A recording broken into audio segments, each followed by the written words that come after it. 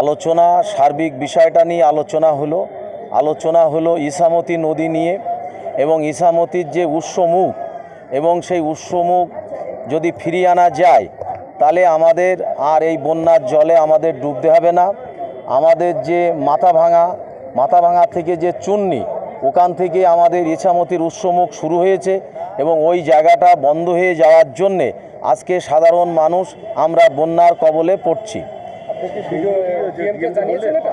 আমি এই বিষয়গুলো ডিএমকে জানিয়েছি এবং আমাদের এখানে যে রামনগর অঞ্চল এবং ডুমো এবং সুটিয়া যে যমুনা বা টিবির ওখান থেকে জলটা যে সরছে না তার কারণ হচ্ছে ওখানে ইছামতিটা খুব সরু হয়ে গিয়েছে। ইরিগেশন ডিপার্টমেন্টকে উনি বললেন এগুলো দেখার জন্যে, যদি ওখান থেকে দ্রুত কাটলে যদি জল সরে এবং সাধারণ মানুষ যদি উপকৃত হয় তার ব্যবস্থা করার জন্যে বললেন। হ্যাঁ, টিবি ওখানে এবং এখন সুরাহ বলতে ইরিগেশনের সঙ্গে একটা যৌথভাবে দেখা হবে কোন কোন জায়গাগুলো জল অবস্ট্রাকশন করছে এবং সেইগুলো দেখে যাতে কাটা যায় তার একটা ব্যবস্থা করা হবে। বিভিন্ন মানুষ এখনো জলমগ্ন হয়েছে, জলবন্দী হয়ে আছে, তাদের জন্য কি কোনো আলোচনা হবে? হ্যাঁ, তাদের বিষয়ে আলোচনা হয়েছে এবং যারা রিলিফ ক্যাম্পে আছে তাদেরকে খাবার দেওয়া হচ্ছে যাতে দ্রুত জল নামানো যায় এবং কৃষক যাতে জমিতে নতুন করে ফসল আবাদ ফলাতে পারে। আর যারা ক্ষেতমজুর তাদের জন্য একটা জিআরের ব্যবস্থা উনি করবেন বললেন। যে সমস্ত কৃষকের ফসল নষ্ট হয়েছে যে সমস্ত কৃষকের ফসল নষ্ট হয়েছে এবং তাদের জন্য বিমার ব্যবস্থা করা হয়েছে। হেক্টর প্রতি তারা ৮১,০০০ টাকা করে পাবে। সামনে তো পুজো, অনেক মানুষের অসুবিধা রয়েছে, সেই বিষয়ে কোনো আলোচনা হবে? সামনে পুজোর বিষয়টা নিয়ে আলোচনা হয়েছে এবং সাধারণ মানুষ খুব কষ্টের মধ্যে আছে এবং তাদের কথা চিন্তা ভাবনা করে যাতে দ্রুত ব্যবস্থা করা যায় সেই বিষয়টা ডিএম সাহেব দেখবেন। এবং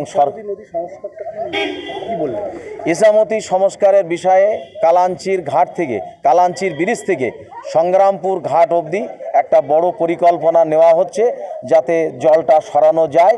তার জন্য ডিএম এবং ইরিগেশন ডিপার্টমেন্টকে তার নকশা করতে বললেন। হ্যাঁ, গাইঘাটা জল সরানোর একটাই উৎস তো হচ্ছে ইছামতি। যদি ইছামতি যেমন ইছামতির থেকে যমুনায় জল ঢুকছে, যেহেতু ইছামতির নাব্যতা নেই, ইছামতির জল ধারণ করার ক্ষমতা নেই বলেই তো এই জিনিসগুলো হচ্ছে এবং আমরা বারবার বন্যার কবলে পড়ছি। এবং এখানে দেখা যাচ্ছে 2004 সালে বন্যা হয়েছিল আর এবার 2024 সালে আবার বড় বন্যা হলো। তার আগে আপনার 2000 সালে হয়েছিল, 78 সালে হয়েছিল, 71 সালে হয়েছিল। 78-71 সালে যখন বন্যা হয়েছিল তখন কিন্তু ইছামতির এত নাব্যতা ছিল, এত কারেন্ট ছিল, সেগুলো কিন্তু দ্রুত 24 ঘন্টার মধ্যে সেই জলটা টেনে নিয়েছিল।